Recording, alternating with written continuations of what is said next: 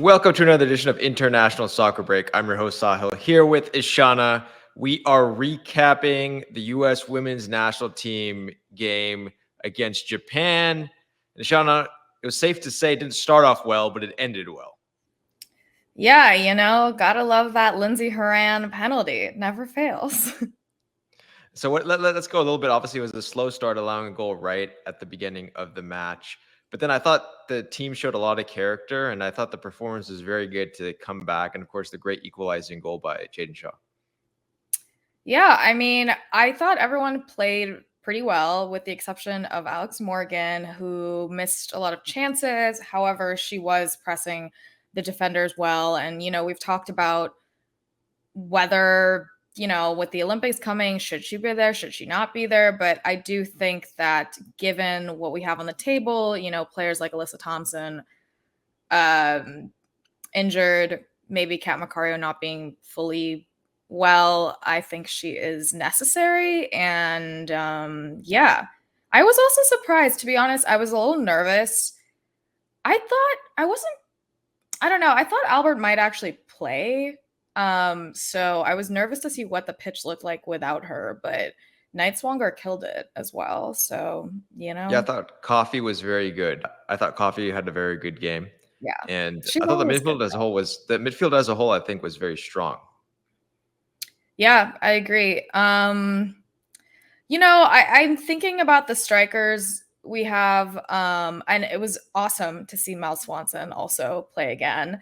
I'm sure we haven't seen her since this tournament, and I'm sure she was nervous, and she looked great. I mean, that one, like, juking with her one foot and then kicking it with the other one. It was unfortunately that actually credit to Japan's defense getting that off the line just at the goal, but that was awesome and would have been a sweet goal.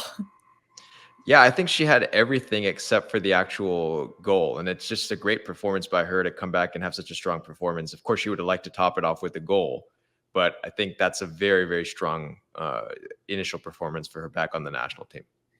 Yeah, the one looking at this roster, I would say the only person I don't know. I do wonder if Lynn Williams should have, we've been talking about, okay, are there like dual nationals we don't know about who could, possibly fit into this equation?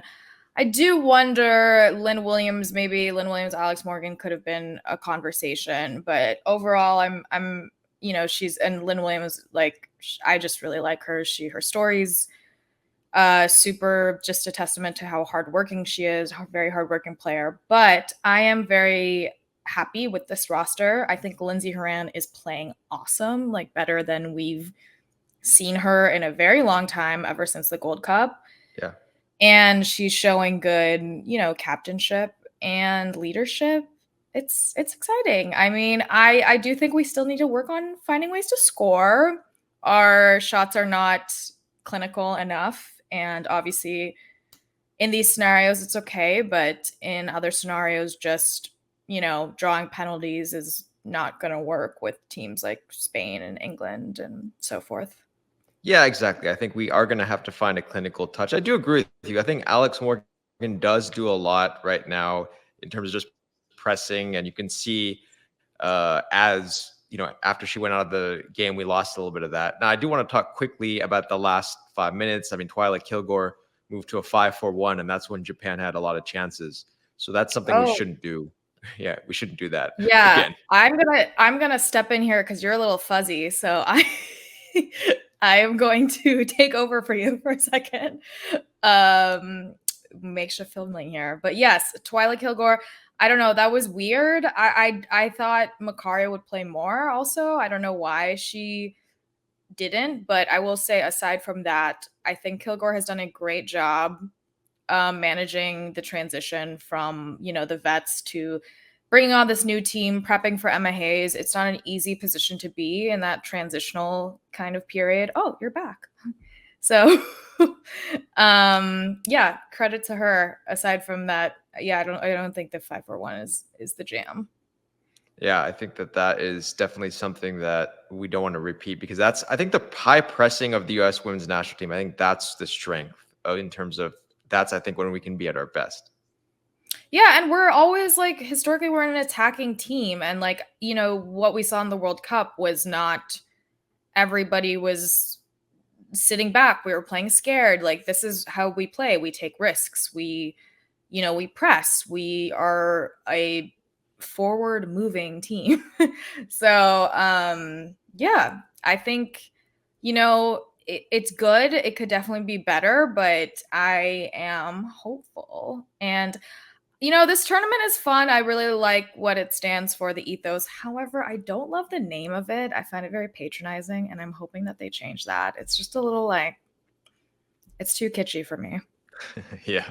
So, any final thoughts about the final? We'll end here, but what does the team need to go into lift another She Believes Cup trophy? Um, just be more clinical with their shots, I think.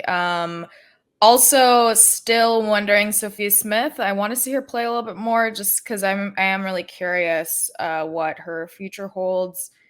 And yeah, I want more Mal Swanson, and hopefully Macario plays more. Yeah. Well, for those of you out there, U.S. Women's National Team fans, keep watching. Please subscribe to the channel, and we're going to continue to bring you the coverage of the She Believes Cup.